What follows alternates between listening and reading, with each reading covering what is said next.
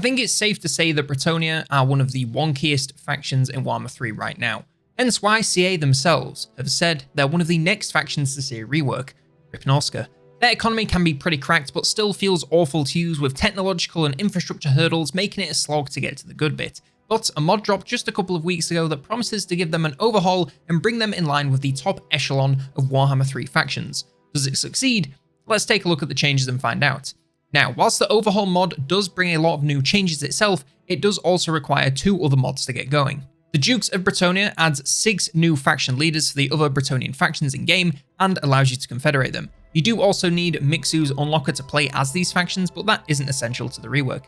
And we have Lily's Bretonnia Overhaul. This reworks the military side of the faction, changing around costs and stats to give the faction a little bit more variety. So, whilst these 2 mods can stand alone, I'm going to cover all 3 of these in this overhaul package for simplicity's sake, if nothing else. And of course, I'll link to all 3 mods in the description if you want to try this for yourself. I suppose 4 with Mixus. Anyway, first up, let's cover the campaign aspects of this rework. First, farming and industry. In the base game, the farm and industry buildings really needed 2 buildings to get the full effects, and whilst this did result in a pretty strong economy, it also ate up your building slots like crazy. Plus, it always felt like farming was just the far better deal in a large number of scenarios, especially early on. Now all the best effects from the 2 buildings have been condensed into 1 to save you some building slots and let you get to the best parts earlier. They're still not overpowered, so you don't have to worry about balance. They just don't need 2 whole building slots to really bring in the value. Both farms and industry will allow recruitment of peasant mob and arch units, so you no longer have to go for farming every single time. That said, farms do bring in more cash, but can only be built in Temperate Island and Savannah, whereas industry can be built anywhere. This allows farms to be the most attractive option while still keeping things balanced, as you can't spam them absolutely everywhere you go. The 2 building types we lose are also replaced with entirely new options that bring some great effects of their own depending on your goals. I think it's pretty safe to say that base game chivalry might be one of the worst mechanics in base Warhammer 3. At the very least it works most of the time, but the effects are just flat out bad and boring. Extra leadership in a faction where most of its units have poor leadership is just bringing them back to the middle. Extra XP is okay, I guess, and skipping vows is actually pretty good, but doesn't affect heroes. I mean, we can really do more. Now, we're keeping the same core of leadership and XP, but also introducing a whole lot more to make it worth the effort. Extra replenishment for your knights will never not be welcome. Bonus relations with the other order-tied factions, which just makes sense of being a highly respected lord. Buffing the lance formation is a brilliant idea since it kinda sucks to start off with, and skipping vows for both lords and heroes is just a no-brainer. On top of all of this, the Green Knight has also seen some nice buffs. Before he'd turn up with no gear and honestly was a bit of a waste of an army slot. Now he's remembered his PE kit and is ready to rumble with legendary items and extra effects to really make him feel like a legendary hero come to protect Bretonnia from invaders. All in all, it's buffs across the board, which I'm alright with since this mechanic kinda sucked, so making it better is just fine by me. Alberic de Bordelot can now also use shipbuilding. This works very similarly to the Vampire Coast, where he can upgrade his ship to allow his army to recruit wherever he goes, produce tradable resources, and gain other campaign bonuses like movement range, line of sight, and more. It's a mechanic most people are probably pretty comfortable with by now and has all of the usual suspects you'd expect to see. It makes him a lot more fun to use and allows him to go out and really embody the role of the follower of Mathlan, the Bretonnian god of the sea. As for the tech tree, now I know technology isn't the sexiest part of the game, so I'll be extra quick. Essentially, in base game, the Bretonnian tech tree is extremely clunky, with a bunch of extra texts that feel like they're only there to pad the time it takes to complete everything. The Confederation texts have been reworked to be a lot tidier and take up less time and space, as well as that they offer the option to vassalize the other factions if you don't want to confederate and have to manage all that space and armies. And all of this works for the 6 new dukes added to the Dukes of Bretonnia. There's also the addition of some men-at-arms texts to help them keep up a little bit longer, allowing you to hold on to them before needing to upgrade. Alberic and Raponce have also scrapped the Confederation tree in exchange for one focused on conquest in foreign regions, since that is kind of the point of their campaigns anyway. In the grand scheme of gameplay, these are all minor changes, but it makes the campaigns feel a lot better in terms of momentum and direction, instead of you waiting around to actually progress, since you're waiting on that one filler tech to get to the next level. Lord and hero skills have also been moved around and reworked a little. Damsels and prophetesses both have new mounting options to get them more mobile. Legendary lords have their unique skill lines tidied and expanded, and overall, they're more full of actually useful skills, so it's an absolute win. I won't go into too much detail here since it boiled down to me just reading out the new skills and what they do, and you can probably do that for yourself. All I'll say is that improvements to something you normally complete on autopilot, so now you can take a little bit extra care to make use of the new stuff. But if you really want to get the most out of your own gamer skills, you could use some holy energy. And no, I'm not talking about a blessing from your cleric, I'm talking fruity delicious energy to fuel you all day long, whether you're grinding your elves campaign to the bitter end or on a campaign to grind your end to some elves. All natural ingredients, sugar-free, less than 20 calories and 80 pence per serving, what's not to love? Even better, get £5 off your first order with code Colonel5 at checkout, or just use the link below and it'll be right there waiting for you. Thanks to Holy for partnering with the channel, and now back to the video. The Dukes of Bretonnia mod combined with Mixu's Unlocker adds 6 new factions to the game, and for the most part they're fairly standard Bretonnia campaigns on the mainland without many unique mechanics. So I'll cover them all fairly quickly and point out anything unique about them. Montfort is led by Folkard, and this is the one and only of these factions that has a unique mechanic, and it's pretty simple. All iron mines generate a new resource, steel. This can then be spent on upgrades for your units, similar to scrap from the Greenskins. His minus settlement garrisons also reduce reinforcement time and increase reinforcement range for allied units, making it easier for armies to aid settlement defenses. Aside from this, he's a big fan of mountains and mines. As a footlord himself, he likes to bring plenty of infantry with him and elevates his peasants, bringing them closer to his skill level. Jizero? Is that what I'm going to call it? Sure, why not? Jizero is led by Hagen. He's a diplomacy expert, allowing him easier alliances with other Bretonnians and recruits a whole lot faster. He's a knights expert, allowing him to use them much cheaper and deal way more damage with the charge. Longueuil is led by Tobbert. He's another Lord of the Sea with all kinds of buffs and bonuses for paws. He's also an offensive specialist, increasing his own stats when attacking and increasing the attack of all his knights. Aquitaine is led by Armand, and he's an early game expert, allowing him to field those earlier cav units much cheaper in all his armies. He's also a leadership specialist, encouraging nearby units and granting those early knight units immunity to leadership sapping effects. Brion is led by Theodric, and he's all about training, accepting nothing but the best and the most resolute and elite in his ranks. This carries over to his battle plan with massive charging power and cheaper labour. Lastly, Quenelles is led by Tancred. He is one of the fiercest protectors of Bretonnia and is hated by potential invaders, makes full use of paladins to take out his adversaries, both in combat and on the campaign map, and relies on the most elite of elite Grail units and can make use of them for far cheaper. Now we come to the new units. And of course, all of these lords are introduced from the Dukes of Bretonnia mod, and to be perfectly honest, most of them function more or less the same. They do have some small changes like imbued attacks and small stat changes, but almost all of them are a dude riding a horse that's good at charging or sustained combat, so I'll move over these pretty quickly and only talk about the more unique options in a little bit more depth. First up, Folkard de Montfort. All that being said, the first guy is pretty unique. For one, he never gets on a mount, which is pretty unusual for Bretonnia. Instead, he's a strong frontlines footlord with great melee stats, armor, and anti-infantry damage. He doesn't have the most armor piercing, but early on, he will do some really great damage against enemy infantry. And as with the rest of these lords in this pack, he also has a unique ability, and this one buffs his own damage output significantly.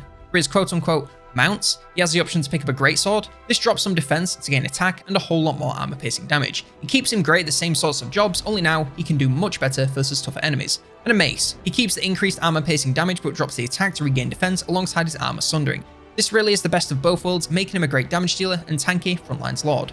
Guillaume d'Aquitaine is a very standard Bretonnian lord similar to the generic lords. Strong magical armor piercing and anti-large damage, but really wants to be on a mount. His ability increases the leadership of nearby allies to help keep them confident. His barded warhorse gives him much more speed and charge bonus, making him a great charging lord, alongside maintaining a strong sustained melee base. His fulminant grants him even more speed, with that flight bringing even more charge bonus and somehow better defense, even better for getting you around to charge and fight wherever you want. And his hippogriff brings a big boost HP, mass, and a slightly better armor piercing split, but almost everything else drops, so you train a lot to become a beefy boy. Argon de Jizero is again similar to a generic lord, but better anti-infantry and armor sundering damage. His ability increases the defense and leadership of himself and nearby allied units. He has a barded warhorse, Royal Pegasus, which grants more speed and flight alongside charge bonus to make him better at the exact same job as the warhorse. And the hippogriff. This drops most stats to gain a bunch of armor piercing damage alongside all of that HP and mass. Great improvement as long as you can keep him safe from being targeted by enemy ranged. Torbert de Langueuil is a little slower than your generic lord, but has a bunch of armor piercing and anti-infantry damage right out the gate. His ability buffs the defense of nearby allies to make them temporarily unbreakable and hold enemies back for a significant period of time. For his mounting options, he has a barded warhorse. Armand de Aquitaine has some anti-infantry magical damage, but aside from that is a pretty standard lord. His ability massively buffs his own damage and adds some physical resistance to make him a real powerhouse for a short time. He has a barded warhorse, a Royal Pegasus, and a hippogriff. Theodric de Brion has a lower defense with no shield, but a bunch of armor piercing damage right out the gate. His ability increases the speed, charge bonus, and armor piercing damage of nearby allies, making him a great choice to charge in alongside your best cavalry. For his mounting options, barded warhorse, Royal Pegasus, or a hippogriff. And lastly, Tancred II de Quenelles has some great magical damage, but really, that's it. Instead of a single ability, he has 3 legendary items that allow him to weaken enemies and grant himself massive damage boosts. His mounting options, once again, barded warhorse, Royal Pegasus, and a hippogriff. Moving over to the melee infantry, first up the Royal Men-at-Arms. They really are what you'd expect from the name. Very similar to Men-at-Arms, but improvements across the board. They're still not super strong late game infantry, but that's hardly the Bretonnian style. Instead, they're a decent all-around mid-game infantry that won't really be taking out much by themselves, and will instead be there to hold enemies still whilst you bring your cav. Still move fast as their leadership isn't the best, but they'll stick around a lot longer than the non-royal variant. We also have the Royal Spearmen-at-Arms. These swap damage for extra defense, bonus versus large, and charge resistance and reflection. Much better option for what their job will be, so my go-to every single time. Do the same job, only better. Even if they deal less damage, it's hardly their job anyway. We also have Polemen, Royal Men-at-Arms. These drop shields, but other than that, it's an improvement across the board, once again with better melee stats and even some armor-piercing damage. As long as they don't get picked apart by ranged, they're another obvious upgrade. The Skirmisher, Royal Men-at-Arms, these drop quite a lot of defense to gain yet another set of across-the-board improvements. They have quite a lot of non-armor-piercing anti-infantry damage, making them real chaff shredders. If you can find them some good targets, they can chew through weaker units in no time, but if you need them to hold the line, you're better off sticking with one of the other options. We also have Hammers, Royal Men-at-Arms. Lose even more defense to gain a huge amount of armor-piercing and shocking attacks, which drop armor and leadership. Very damaged focused, so if you're more of an all-out offense type of player, then these will be right up your street. Personally, they're a touch squishy for me, and I'd like something more sturdy for my front lines, but to each their own. We also have the Great Weapons Foot Knights of the Realm. These actually have a little less damage but improved melee stats, lots more armor, respectable leadership, and our Knights units will raise the leadership of all nearby peasants. They're a really strong late game front lines option with a strong balance of tankiness and high damage. I'd give them support either way to wear enemies down as quickly as possible, but if you need to take care of backlines first, they'll hold their own and put in some great work. And lastly, the Shields Foot Knights of the Realm. These drop a lot of damage, including most of their armor piercing, but gain a nice chunk of defense. If you instead want a front line that's totally focused on holding the line, then these are the way to go. They won't deal anywhere near as much damage, but will hold enemies still for an exceptionally long time, especially for Bretonnia. We also have a new ranged infantry unit, the Longbow Royal Men-at-Arms. These have massive improvements over peasant archers in everything but speed.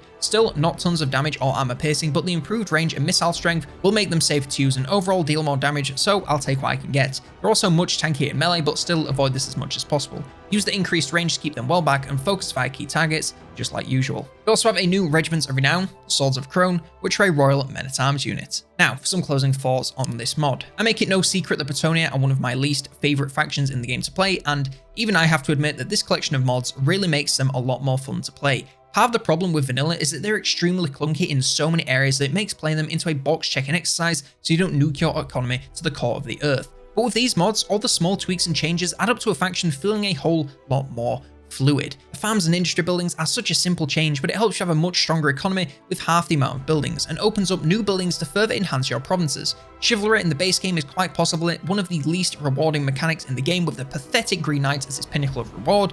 Now it holds a ton of value and even aids their wonky lance formation in battle to make it a whole lot more enticing. Even the Green Knight, all his gear is just a no-brainer and makes him feel a lot more like a legendary hero deployed during times of crises. The addition of shipbuilding for Alberic is something so obvious I can't believe it's not already being done in the move to Warhammer 3. He is quite literally the leader of the Bretonnian faction dedicated to their god of the sea. He's a fish translator away from being Aquaman, so yeah, obviously he should be able to build his own ship. All the little tech and skill changes are a lot less noticeable, but the overall sentiment of rebalancing the economy and making weak units last longer is a great idea to make them more enticing instead of the usual 10 turns before you get something better. Speaking of which, the new units introduce a whole new tier of infantry to help the faction be more than just the horse spam for the entire game. I get they're the cavalry faction, but it's nice to have the option of using infantry if you want to. Plus, they're very well balanced, so the playstyle remains more or less the same. And of course, if you want more starting locations or simply legendary lords to collect, then the Dukes and Mixus add some nice variety even if the factions aren't all that special. Overall, they still feel like the same faction, but just work a lot better and smoother. So if you've tried them in the past and didn't really like them, coming back with this collection of mods might be the thing that makes it all click. But that's everything I have on this faction overhaul mod collection for Bretonnia. Let me know what you think in the comments below. Become a member to see yourself in the credits. Like, subscribe, and if you want more Warhammer 3 mod videos, then check out this one on the Vermeer modded units.